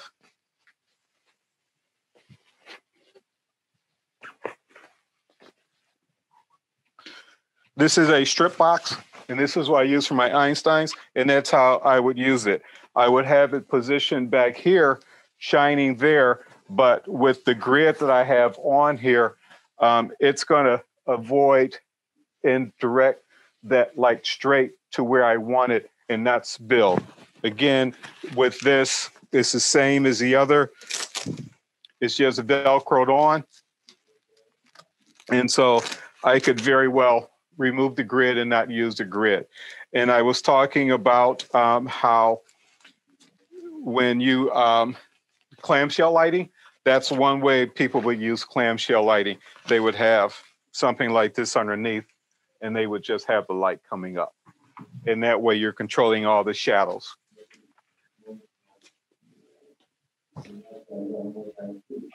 Anything else I can show you? Any other questions? Somebody wants to know if you can post links to all the accessories that you used, I sure will. or email them or something, on the Filters Beauty Dish. Yes, I sure will. Yeah, and I showed you, I went through gels. I don't think anyone's going to really go out and buy a light meter, but I'll tell you about a light meter, different light meters. In your camera, you have, I think I did kind of talk about this in the very beginning.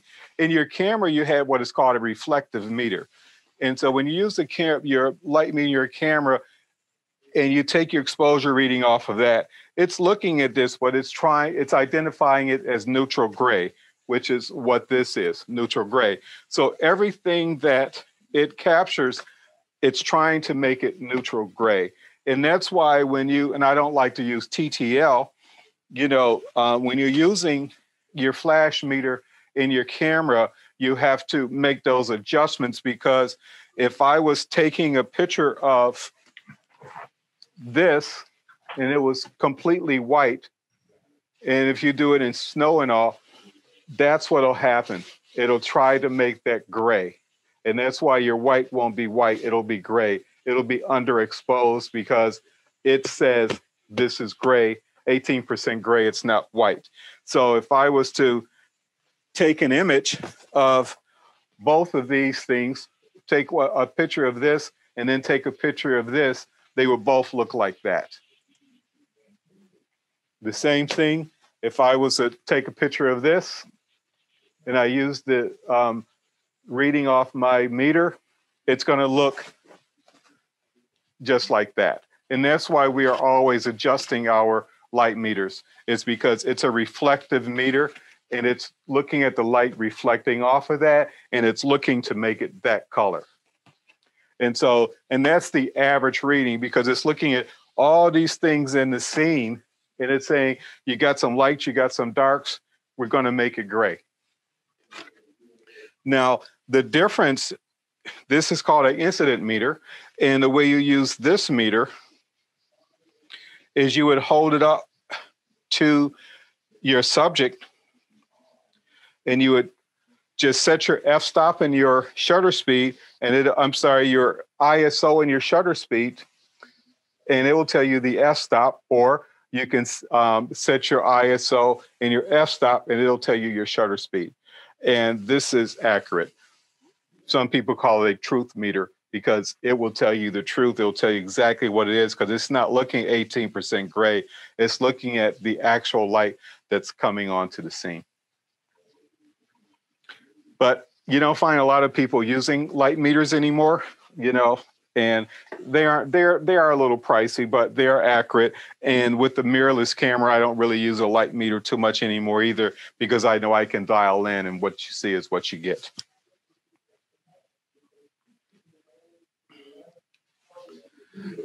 Any other questions? No? Nope. Okay, so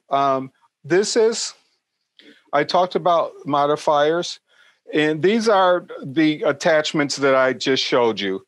You have the Rogue Flash Bender.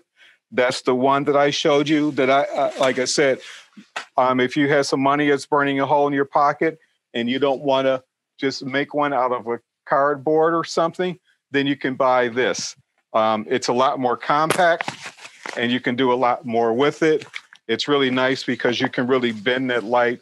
I wanted to show another example of that where I can have that go completely black, which is really nice. When I had it on, I had the room light on, so it was still lighting the background, but I can have it go completely black. So, by having a white background or a gray background, even a black background, you can control the color of it that you want. Generally, that's why I always get a gray background, is because if I put light on it, I can make it white. If I take the light off of it, I can make it black. Just like this, even though it's white, if I don't have any light going on it, and that means that I can put my subject far enough away where the light is not spilling on it, it will be black. Unless I have a second light on it and then that would make it white or whatever I want to do. Grade 8. The snoot, that's the one down at the bottom left. I'm sorry, right. And then the mag lights, which are really nice. That kit, it's the one that's down the bottom left. Something else I just showed you was the Goldox and the Cheetah foldable soft boxes that are really nice if you want a soft box. And remember the Cheetah, that one has the circle. So if you want to make it from being a square catch light to a round catch light, you would use that. Something else I was showing was the switch, and that's this one. It's really nice. It's really compact. You can see how it folds up into this really small case. You get the carrying case. And like I said, if you do have studio lights, you can switch back and forth using it in your studio lights. I use it with my Einsteins, so I can use it in that, or I can use it with my flash, which is really nice. Something else that I've been talking about I use is my backdrop. It's called the Westcott X Drop. The dimensions are 5 feet by 7 feet, and you can see it's really compact. It folds into a very small case. And with that also, you can buy different color backgrounds if you want, you know, gray, black, blue, green, whatever. But you can also put a light on there and make it whatever color you want. If you have a second light, and I can do that, and I can just shine that light on it, and it'll be that color, which is really nice. My mannequin, you know, she's really cooperative, and that's something that I do to really practice lighting different effects I want to do, you know, with the snoot or whatever I want to do. And it's great. You can get a mannequin, you know, for under $30. And that's something else I would encourage you to get if you really want to practice and do some lighting setups. You can get all these things on Amazon. And I talked about, you know, some books and reference materials. And these are some of the books I would recommend. And like I said, with the book that came with your flash, you can see the open pages there. It shows you different lighting setups where if you use your flash on the camera, you're going to have this look. If you use it on the camera and you bounce it up, you're going to have this look, and it'll show you the effect where it's going up and then back down. And you have to make the adjustments because right now I put a white panel over. This is an unfinished basement, but I have a white panel over this. So if I'm bouncing my light, it will bounce back down. In fact, I need to turn my light back on too. Sorry about that. I can bounce the light back down onto that. And plus I have a diffuser over my light, so it just kind of softens the light. Otherwise, it would be a harsh light coming down. But it tells you that how to use that, how to bounce the flash off a wall, off a ceiling, or using a bounce card that comes with your flash. So if you have your flash and you pop it up, you have that bounce card, and so you have the same thing. And what'll happen is you bounce it up, but this is going to be like this going into your subject, and that's going to help you get that catch light in your eyes. So that's how that's kind of used. And it's a much softer light as well.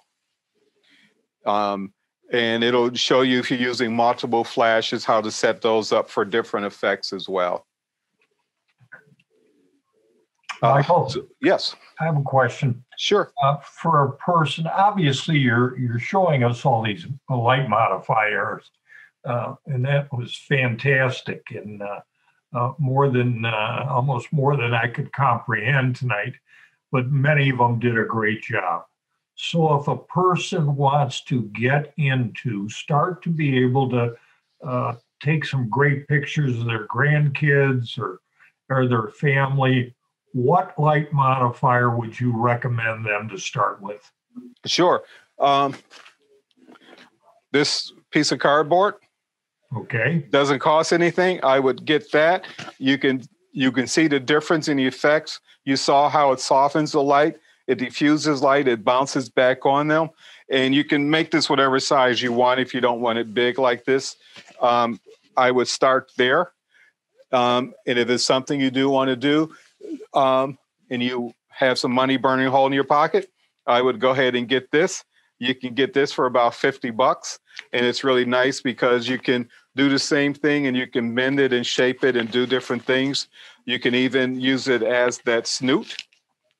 And you can create some pretty dramatic things there. So this is what I would recommend if you're going to buy something starting out. The other thing I would suggest is an umbrella. The umbrella is only about $20. So I would say either this or the umbrella, or this and the umbrella. If I had a choice between this and the umbrella, it's a matter of where I'm going and how I want to set it up. If you have the umbrella, don't forget you're going to have a tripod and all of that. Here, you can use this on the camera. You can even hold it off camera yourself and take a picture. With the umbrella, you probably will need a tripod. Thank you. Yep.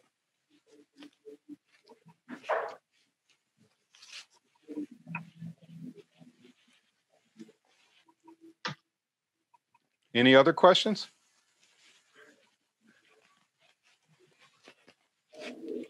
Well, thank you for having me. I really appreciate it. I will be doing another presentation on long exposure photography for PSA if you haven't seen that. Also,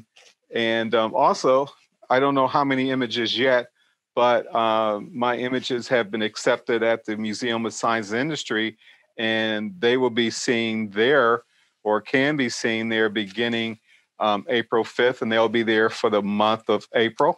You know, so if you are taking a trip to Chicago, hope you get a chance to see that as well. Well, thank you, Michael. Really, what a wealth of information we got tonight. We've recorded this, okay? And is it okay with you if we do post this as a reference on our website? Sure, not a problem at all. And if you don't mind, if you want to send me a link of that so I can take a look. Sure. Okay. Any questions from anybody else? Because we're going to wrap it up. Lots of thank yous. Fabulous presentation. Thank you. Appreciate it. Right. Absolutely. Love it. Okay. Well, thank you, Michael, and good night to everybody. And Yes. stay safe.